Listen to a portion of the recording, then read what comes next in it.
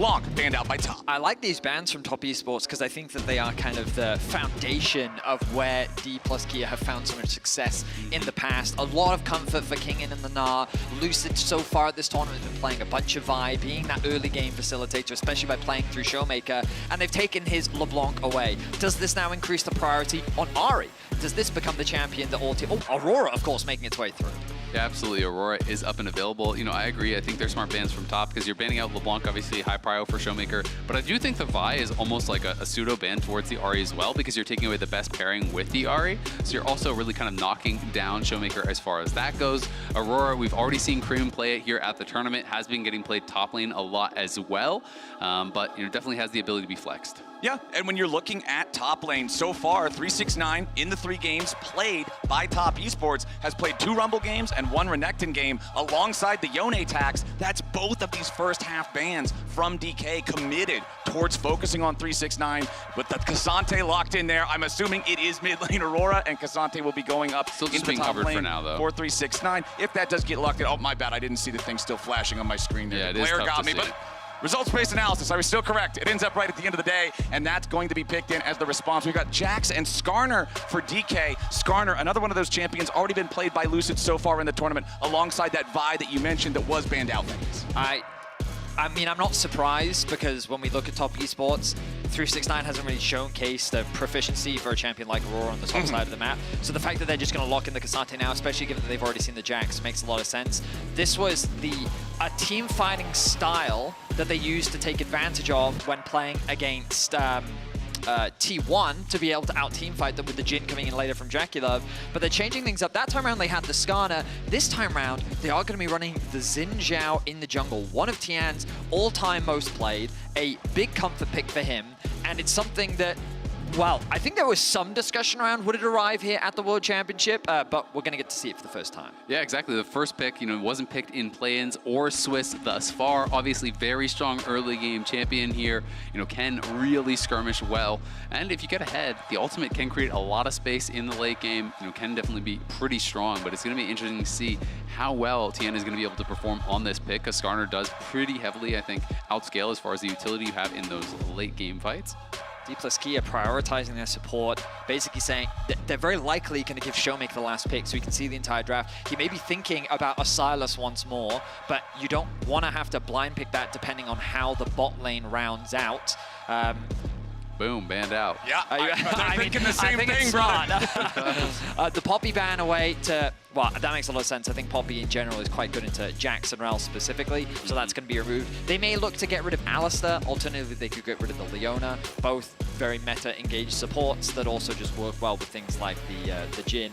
Potentially a Kai'Sa that could come out from Top Esports as well. I like the Alistar ban angle too, considering your opponents have already banned away Silas. Normally that's something that you would love to pick into an Alistar, but no, it's going to be Renata Glass instead, wanting to make sure they don't have that powerful lane bully potential with a couple of aggressive early AD carries alongside the big counter dive in the team fights. Exactly. I mean, you already have 3 melee champions drafted in here. You know, you're talking about potentially even more going in if you're looking towards a Kai'Sa, if you're looking towards a dive champ for SHOWMAKER. I think Renata is a really good answer. And I actually prefer this ban, you know, over a lot of those melee engaged supports, because I do feel that there's so many in that pool that are pretty interchangeable. Okay. Yes, I think everyone agrees that Rel is kind of the S tier, but you have Leona, you have Alistar, you have Nautilus, you have all these champions that can kind of just be slotted in and really are fulfilling a very similar role, but clearly Top not wanting to allow DK to get them some of those prime dive champions. The Kai'Sa is going to be banned out in addition to that Silas, which already was banned.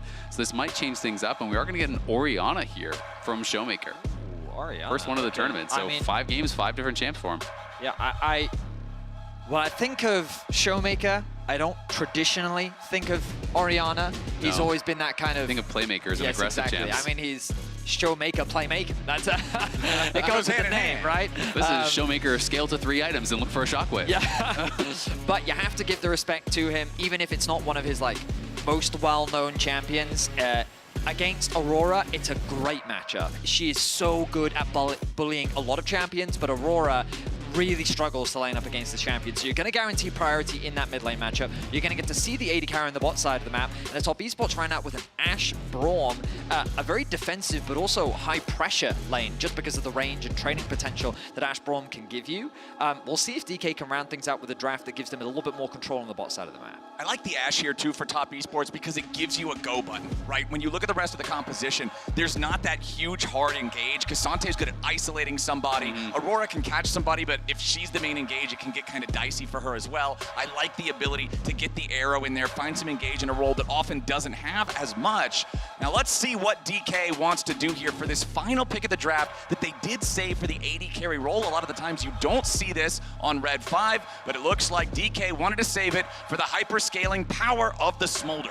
I'm surprised, honestly. I was expecting something like an Ezreal, a little bit more defensively. When aiming gets a champion like that, he has so much agency and control later on into the game. But I'm surprised to see Smolder return to the bot lane, because after the repeated nerfs, like the reason why you see it mid and top into these safe laners is because he has a rough laning phase. You want that time to be able to scale up, get to that point, but dives, lane swaps, I mean, playing into an Ashe, all these variables make it difficult for pro-level Smolder to get through a laning phase. But DPLUS Kia clearly have confidence in the pick. They have another avenue for strong scaling later on into the game. And in terms of their team fighting, DPLUS Kia have a great comp. Absolutely. I mean, I think they scale insanely well on the DK side. Aiming, already played the Smolder once this tournament. Was against FlyQuest. It was actually against an Ashe as well. So, is probably pretty comfortable in that matchup. This is the second time he's going to be bringing it in. I think it's potential to be standard lanes. I don't think anyone has these massive advantages in the bot lane, but we'll see what they want to look for. My instinct is that if someone's going to do it, it'll be DK. Because I think that the Smolder may want to get out of that bot lane 2 versus 2. We'll keep track of whether or not they choose to do it. For now, it looks like a pretty standard line of scrimmage as we have a look at the runes. Looking across the field, it doesn't look like there's anything too crazy coming out from any side. Prio is a super important thing to think about. The top lane is just going to be this back and forth flow between the K'Sante and the Jax, something that we've seen multiple times before. We're probably not going to pay much attention to that top side of the map. Bot lane, I'm expecting top esports to have that early push, and in the mid lane, I'm expecting it to go in the favor of SHOWMAKER. The thing about these junglers, though, is that Lucid's going to prioritize just full clearing on the Skarner, and as we talked about the swap, you'll notice that aiming is making his way up towards the backside of the jungle, heading towards that top lane, meaning that we're likely going to see the traditional form of the lane swap, but you can see top esports reading the play. They're already moving into the bot side enemy jungle, leveraging the Braum Ashe combo that they do have, knowing it's a strong level 1, but also likely expecting this lane swap to come through. Exactly. They'll use the sweeper. They'll find that ward there. And unhappy with the one draft, but honestly, it just felt like DK got outplayed a lot there. So they got to be looking to redeem themselves in that performance here a little bit today. Yeah, one of the interesting things was, it was that game 2 draft that you're referencing, where they were basically playing full AP into a team that could stack a ton of MR, including having a Galio on the team. I actually thought that was the best as far as gameplay that DK played in the entire tournament. Even though they did lose, they actually ended up making it a rather competitive game, which was pretty surprising to me because of the massive draft disadvantages. But that's kind of just the team that this team is. Like, they can be really, really good. When they're on, they are crushing it. Mechanically, they're very, very talented, but you just don't know what you're going to get from them. Even when you look towards their game against FlyQuest, they created this large early advantage and then gave some really big opportunities for FlyQuest to actually pull that game back and put themselves in a lead where, had FlyQuest played it better, maybe they could have even cleaned that up. So, DK is definitely a bit of a hit or miss team. Ooh, Mohan getting jumped on here by Tien as he makes that invade early on here. Mohan is going to make it back underneath the tier 1 turret, though. Level 1 with 2/3 HP as they are preparing to crash that wave into the tier 1 turret. So to talk a little bit more about DK, they have some very interesting stats that we're going to bring up here as far as the gold leads throughout different times in the game that I think are very indicative of their level of performance. Incredible early game, and it really starts to struggle. That's where they start to be more difficult on the coordinated play, but we're going to see if they can pull off this dive. All right, 4v2. King and Mohan got to try to survive this one. Who's going to take the turret aggro here at the very start? Looks like Mako. TES walking back away, but now Tien with that 3-talent strike already primed. It's first blood, though, the other direction. DK doing a good job. Mohan surely has to die here. A 1-for-1 trade, but in a 2v4, DK is going to be all right with that one. I mean, there's good news and bad news for TK. The good news is that Kingen doesn't lose his life, but the bad news is he's being denied a lot of farm, so he's trying his best to get back underneath the tower. But he is stunned. 369 Mako and Jackie Love want to try to deny even more here if they can. Kingen popping the counter-strike, staying alive for now. Nice two-man stun coming out, but Kingen down to about 50 HP, still staying alive somehow, but the volley claims his life. Top Esports get their man. Yeah, that was pretty well played overall by Top. You know, they forced out the Counter-Strike initially, and then as soon as Kingen has that Counter-Strike down, they flash forward, they chase after him to go for that redive.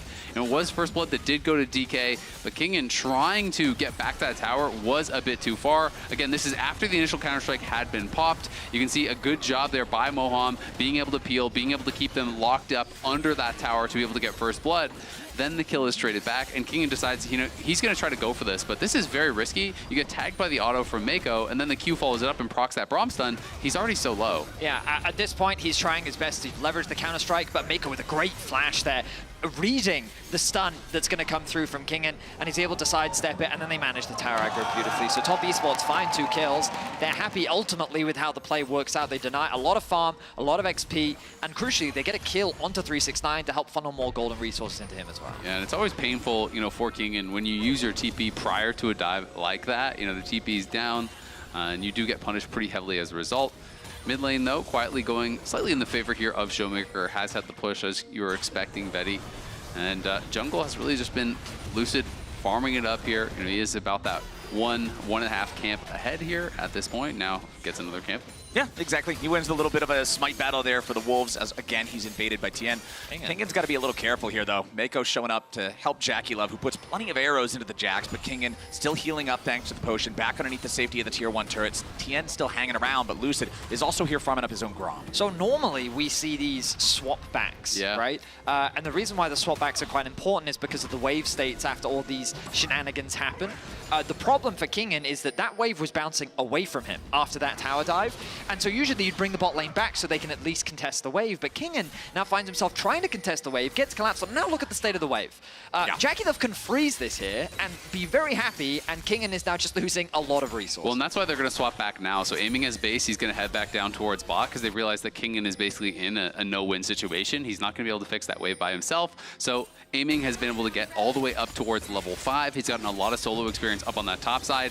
He has a Sheen, he has a Tier, he's at a pretty good point in the game. So he's now happy to be matching up against this Ashe, and him and Moham will be heading out towards bot. They're being covered by Lucid, and they should be able to fix this wave no problem, but we can see Jackie Love already is starting a bit of a slow push here for himself. Yep, him and Mako just going to have to try to deal with this 2v3 situation now. Moham immediately in with a crash down, shattering strike. Mako at 100 HP, and aiming is on the board. A clean gank from DPLUS Kia, and just well-timed. Top Esports, rather than setting up for a freeze, they ran the risks of, okay, a swap is going to come through. If they have a stacked wave and they get it underneath this tower, they're going to dive us. So let's thin the wave, push it as quickly as possible, and then reset, spend the gold.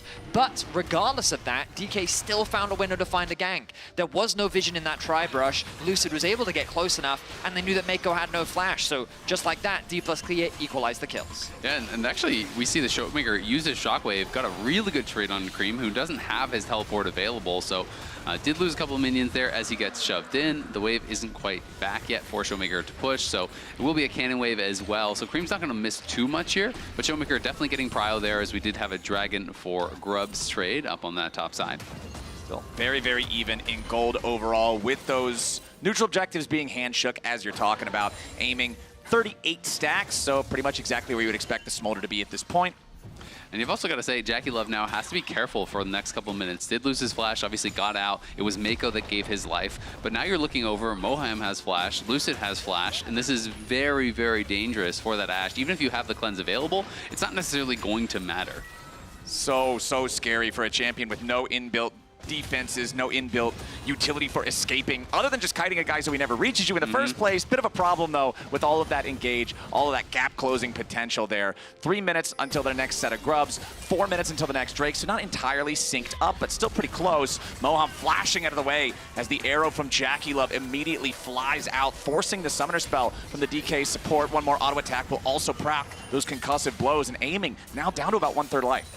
Now, JackeyLove as a player has evolved a lot away from this idea of the hyper-aggressive, trading his life for kills type of moniker. He's become a lot more consistent, and I think that was a great example of the controlled aggression that you often see from JackeyLove and Mako. As a bot lane, they still like to fight. They still like to go for those aggressive trades, and they recognize their strength. They know you're still a Smolder. How are you going to fight back against an Ashe Braum? And they just walk up, leverage the level 6 that JackeyLove has. They force Moham out, and then they get a really nice trade onto aiming, forcing him back. So even though he loses his flash, JackeyLove's still actually not playing afraid, and with good vision control, they're getting advantages in the 2v2. Yeah, exactly. I mean, they've already taken 3 plates. They're very close to taking that 4th. They just denied an entire wave to aiming off the back of that trade that they did push him back from. So it was a trade, of course, of that cleanse for heal. Mako used his heal to be able to catch up to aiming and get that damage down.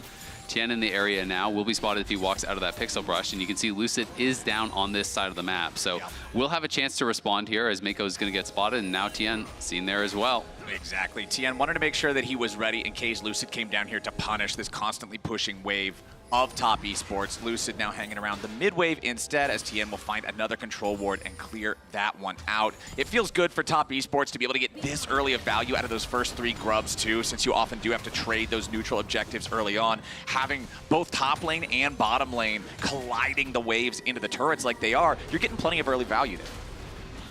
You certainly are. And right now, it's kind of a slow affair, largely because of, well, the compositions. Both teams kind of waiting for those first item spikes to come through. Ashe Arrow. Oh, nice Nicely done. shot there from JackeyLove, forcing a flash out of SHOWMAKER. And now they're going for the swap up to top side, knowing that the grubs are spawning in about a minute. Good timing for them as they can allow that bot wave to be pushed in. They can even put some pressure onto those top tower plates and maybe catch DK off guard. And it makes it so much harder now for DK to actually contest here if they want to, because SHOWMAKER is now missing that flash. So if you show up to this objective fight, could be problematic. Aiming is able to get the push though, and at least does get 1 plate.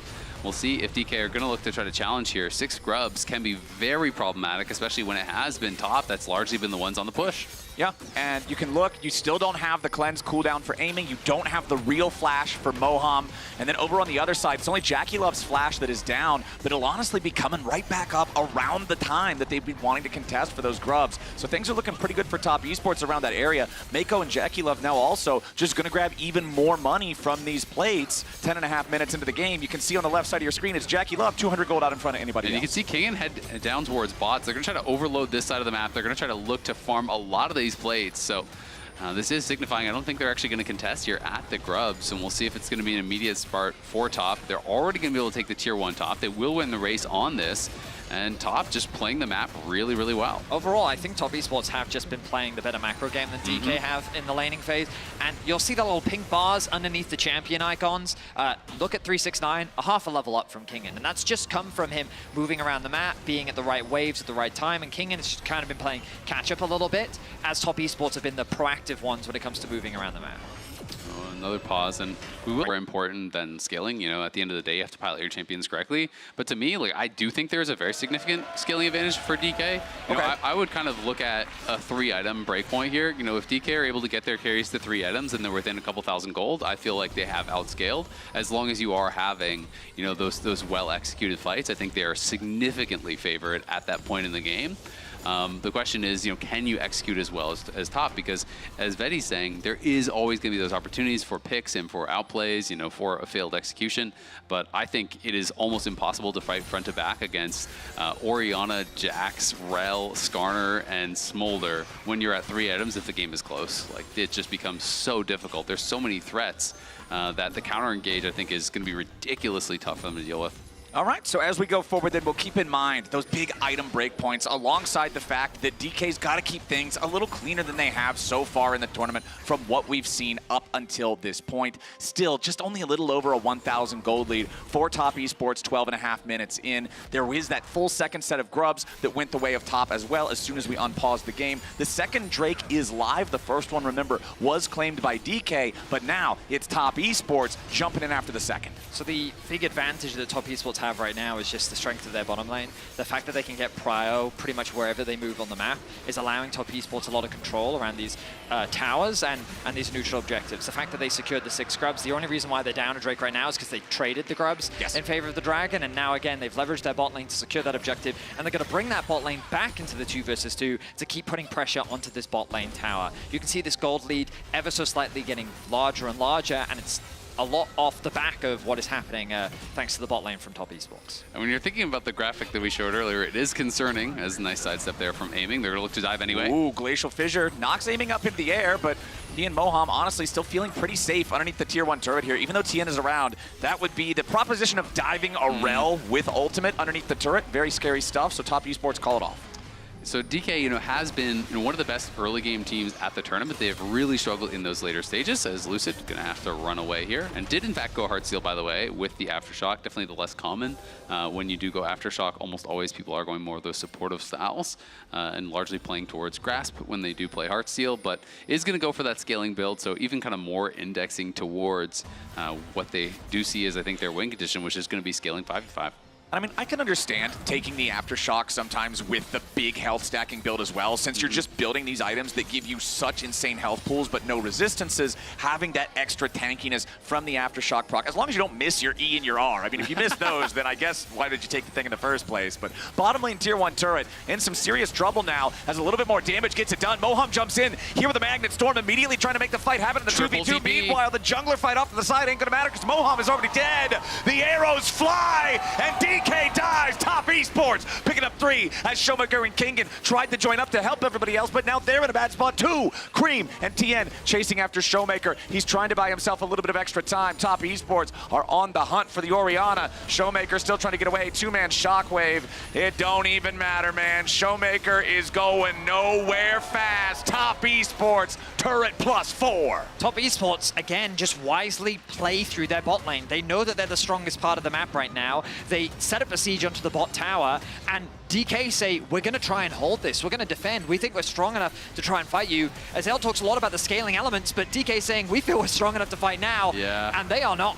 And DK just waited too long. I mean, Moham, I think it's a good idea as the minion wave is getting cleared out to look for this hard engage with the tower still alive, but he goes in too late. All 4 TPs from the solo laners are used, but SHOWMAKER and Kingen are TPing in way far away from the rest of the team, whereas the top solo laners arrive and are immediately participating in that dive, and it ends up being basically a 5v3 situation where they just slaughter the bot lane from DK, they kill off Lucid, and SHOWMAKER and Kingen have nothing to do but watch the game slip away. Exactly that. The Herald is now going to be converted in favor of Top Esports as well. And now they can move this bot lane into the mid lane and start sieging onto this mid tier 1, really unlocking the map for Top Esports and start threatening even the jungle of DPLUS Kia. 3.5 minutes ago, we were looking at a game state where the neutral objectives were 1-to-1. Top Esports was about to make it a 2-to-1, and the gold was 1,000 apart. Now, only that short time later, it's a 4,500 gold lead. It's a massive advantage for Top Esports, having secured the Rift Herald now as well, and it feels like DPLUS, their chances are just disappearing in a flash. Absolutely. I mean, you're getting completely choked out off the map at this point in the game. It is going to be so hard, and it just becomes a nightmare. Like, Grubs is sometimes really valuable, sometimes not, but when you're already really ahead, it becomes so annoying because they're always going to get the push. Now they have the Herald. This is going to be 12 Void Mites popping out of this thing. It's like a clown car of Void Mites running out there. Kingen jumping in, though, with a counter-strike for the engage. TN is low, but Top Esports are going between worlds. TN gets away, and a massive amount of damage pours into the DK lines. Jackie Love grabbing the first kill. Moham is down. Lucid jumps over the wall, but all DK can do is run. Top Esports are that far ahead. Tian played that flawlessly. Bear in mind, he has no flash. He gets engaged on from a flanking Kingen. He then gets Skarner ulted underneath the tower, and patiently what he does is he ults, knocks, I think it was the Jax back, and then he uses that as like a bandwagon to then get back to his team to then turn the fight around. Just keep track of Tian in the fight, because as the initiation starts, they catch him coming out of the Rift Herald. They say this is an opportunity to fight. He then gets jumped on by Kingen. He's then going to get dragged underneath the tower. All of the CC store onto him. A nice Ash Arrow provides him a bit of space, and then look at that. The ulti onto the Jax allows him a getaway vehicle, and they turn a kill back onto Moham. Exactly. If you haven't hit someone, that Crescent Guard does knock back, so he doesn't hit the Jax, knocks him back, then uses the charge over onto him.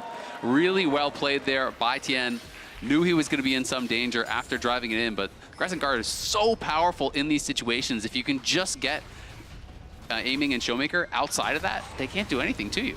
Masterfully maneuvered by the top esports jungler in what looked like should have been a death sentence with that collapse. But the only thing collapsing now is DK's chances in this game. Still 4,500 gold down. There is another Drake live, but it's not going to stay that way for very long. Top esports are already on it. There is no contest for DK. They know how worrying it is to even try to go out and contest anything in neutral territory. Yeah, I mean, it's really problematic now, and not only are they just trading a tower for a dragon, because CREM is pushing down bot side looking for that tier 2. It does survive for now, but that thing is about to go down to these Void Mites. That's 700 gold in the pockets of CREM there, which now puts him ahead of Showmaker. That was the only person when we saw the gold breakdown that was ahead for DK, and now he no longer is. Ash was already on 2 items, before Aiming completed his 2, so they couldn't really look to fight. At this point, you're basically sitting back, you're praying that Aiming can actually get these stacks fast enough that you can maybe make something happen, but he's only at 147. He is very far away from that 225 breakpoint, and by the time it comes in, could be too little too late. TN over the wall, again, maybe looking for a fight. Kingen jumps in for the counter-strike. Jackie Love could be in a little bit of trouble here. Gets away for now. They're locking up the Jacks. Kingen can't do it. Moham's about to die here, too. Finally, they get one back on DK's side as CREM gets popped, but Moham's still getting away with only 100 HP. Lucid's here on the front line. Has to try to flash to get out of it. The Impale's going to be flashed back by TN. As DK, they trade even, and that's about the best they could ask for. It's a 1-for-1, but the player I want you to just stay focused on is Jackie Love, because they threw everything at him. Kingen was diving on top of him, the Shockwave was there as well, the Skarner was following up, and it still didn't even get his flash. Exactly, that's what I was going to say. It's crazy. The confidence that he has in these situations to just hold on to the flash. He really knows how much damage he can take, the limits he can play towards. It's pretty incredible stuff as Kingen came around on that corner and you think, okay, he is definitely in trouble there as he gets hit by the shockwave. He's knocked back, but he kites out. Mako is blocking well for him. Tien is turning and peeling, and they just focus down Kingen. Well, on the other side, yes, CREM does go down, but CREM uses the ultimate to make sure that the rest of DK can never follow up. It's really well played there. And credit to Mako too, the use of the heal as also just like that extra summoner spell that you often don't think of. Like Mako, I mean, the bot lane's just having an incredible game. And I think that as a Westerner, there is a perception around top esports that like they choke, right, when it comes to the international events. There's always that question mark, how are they going to perform? You look at their recent performance over the last few years, like they've struggled to get out of groups. They've had performances that you don't expect from them. But so far at this tournament, they've been playing at a very high level. We've seen their early games be incredibly strong, very consistent. Tian alone has been having a great game. His presence has been felt all across the map. But this bot lane in particular is really standing out here in game 1 of this series. And now top esports have no intention of slowing down, invading the enemy red side jungle. Lucid and Aiming, yeah, they're hanging around. They don't want to allow the red buff to just be stolen away this easily, but top would love for these guys to step a little bit too close, and Lucid does just that. There's no way out for the Skarner. Tien ends up taking the kill, and gentlemen, we're 21 minutes into the game. The enemy jungler is down. Top esports have it take it straight to the Baron. Yeah, it's so tough, and Lucid had no flash, so being that far forward over towards the red buff is incredibly risky, and now it's going to be a largely uncontested Baron here, as King is just going to try to push and grab that bounty off of the tier 2 bot, get a little bit of gold back for the team, but this kind of lead plus the Baron buff plus 6 grubs is likely to mean nearly the end of the game, you have to think. And you could even see the early TP from 369. Once top esports was confident they weren't going to be challenged at the Baron, 369 won't even allow the tier 2 turret in the bottom lane to fall. The tier 1 in mid is claimed by DK, but now they got to be careful because Kingen's in some trouble. CREM and Jackie Love in hot pursuit as Kingen wants to try to get away from this one, but they are sending 3 dudes after him. Jax, do we get out of these? I'm not sure. Maybe? It depends if Mako flashes. I mean, he has the... He's flashing. No, okay, yeah. Mako flashes over. The counter-strike isn't going to block enough. Not here, not now, no way, not yet. Kingen is down, and CREM's getting a payday. Yeah, he wanted them. Wasn't going to let him get away that easily. You've been chasing him for a while, so they get the kill onto Kingen. Yes, DK at least do get the tier 1 mid back, and it is an objective bounty, so it's a little bit of an injection of gold there. But top have everything they need, I feel like, at this point to be able to close this one out. You know what else is an injection of gold? Baron.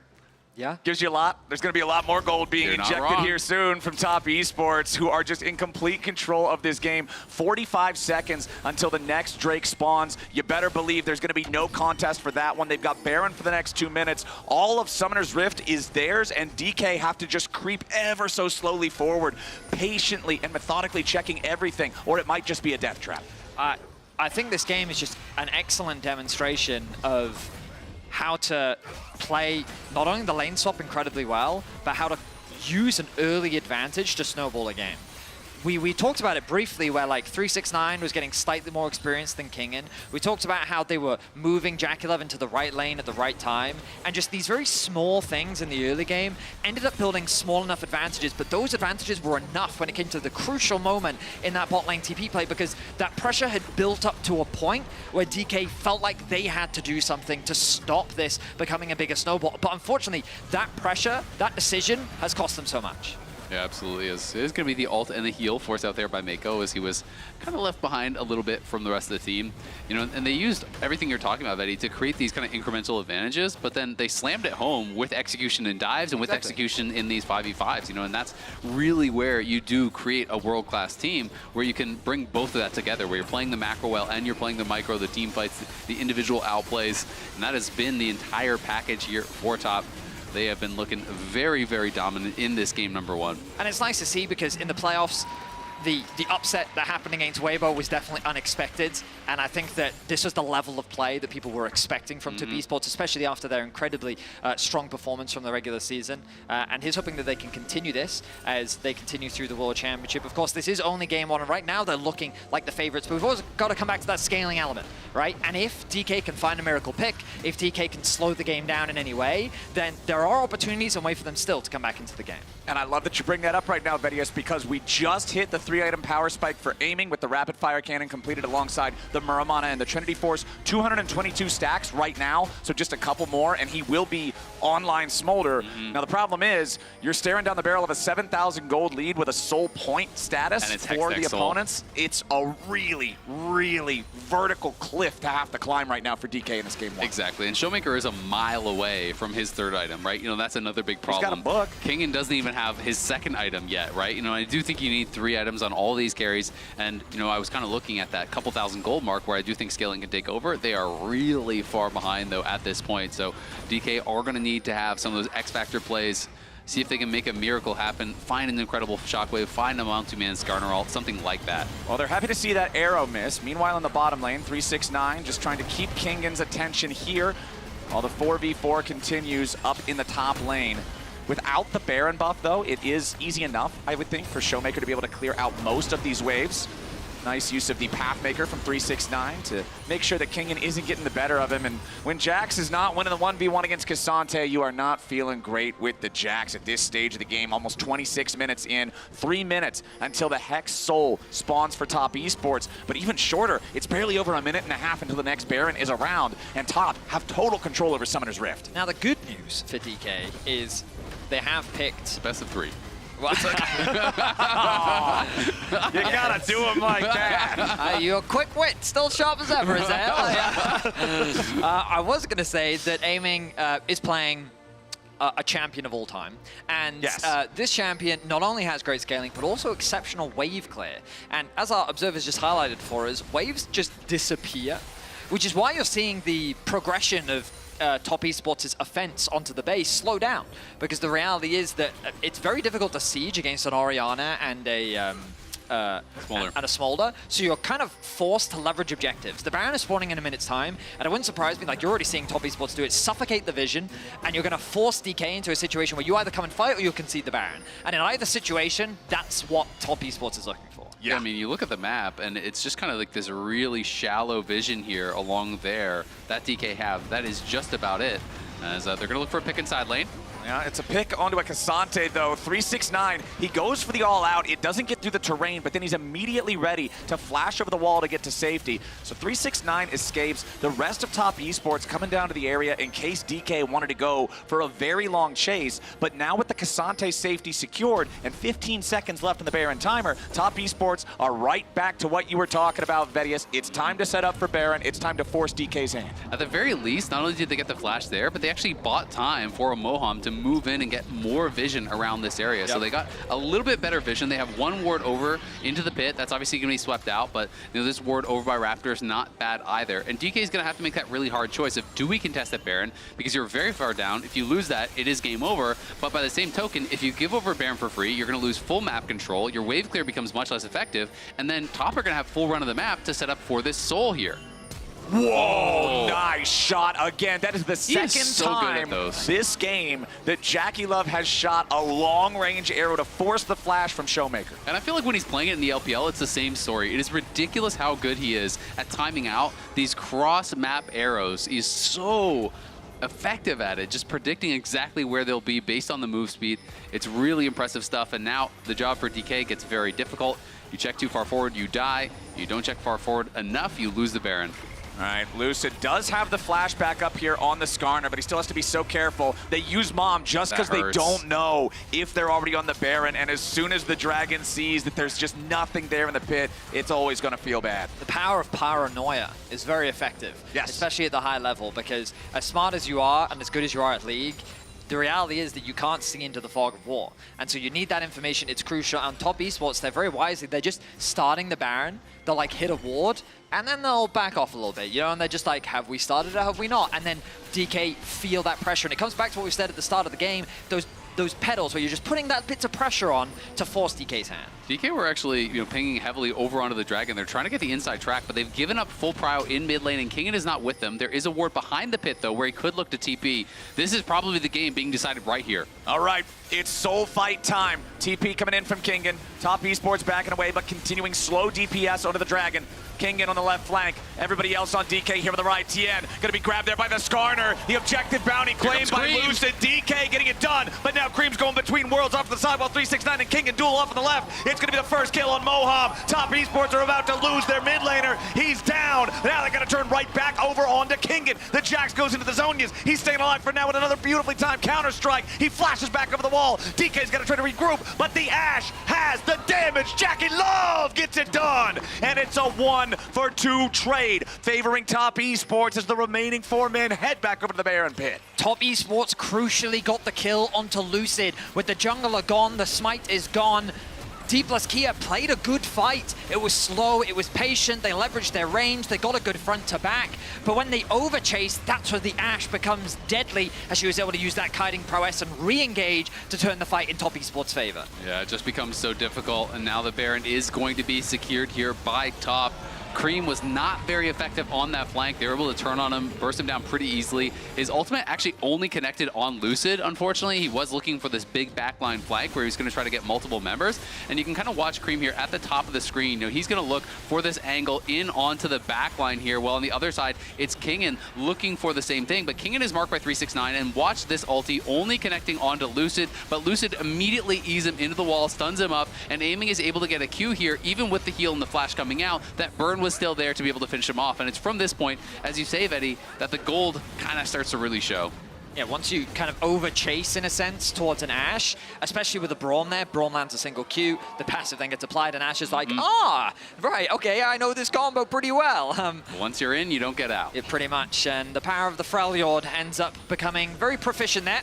So Top esports, they secured the Baron. That's the objective that they need. They didn't get the soul, so DPLUS Kia at least have a small positive, but now the siege will come through, and that wave clear that DK have is going to be less effective. Yeah, Lucid may have died, which gave over the Baron, but he also secured the objective steal to make sure that they did not give that Hex soul, so at least you can count that as a silver lining. But Top esports are barreling down top lane now. You can see they've still got 369 over in mid for the split pressure. It's still going to take them a while to try to chip through some of this, except for 369 nearly killing. There it goes, the one in mid lane already down as that inhibitor is now exposed. Top esports happy to wait for the next wave to arrive here in the top lane. Objective bounty claimed in the bot lane at the same time as the tier 2 is destroyed by Kingen, and now Top sees the opportunity to full send it underneath the tier 3 here at the top side. It's already gone. Moham and Lucid going to be taking a lot of damage as Moham's about to be killed. Lucid gets away back underneath the Nexus turrets. Moham's still alive somehow. Top esports haven't lost a man, and the Skarner's also down. 3v5 for DK. Top esports claim their first inhibitor. They claim 2 inhibitor turrets. They get everybody out, and 369 is ready to retreat and teleport back into the fight. Yeah, Eamon got a lot of members over on the top side really low, but he just couldn't actually finish them off, couldn't chase in to be able to get those kills, and now the job gets so difficult. The TP's coming back in. All right, Top Esports want to end it right here. First Nexus Turret and second, both dropping at about the same speed. Kingen wants to keep these guys away with a counter-strike, but it ain't going to do enough. Both turrets already dead. 3, 6, 9. Tanking it up on the front line as Kingen is already down. Aiming focused up next. He flashes back into the fountain, but it will not matter. Top Esports take game 1. A clean game from Top Esports from start to finish. Very little to criticize as the bot lane, 607 for JackeyLove, 0-1-14. Maker was only not involved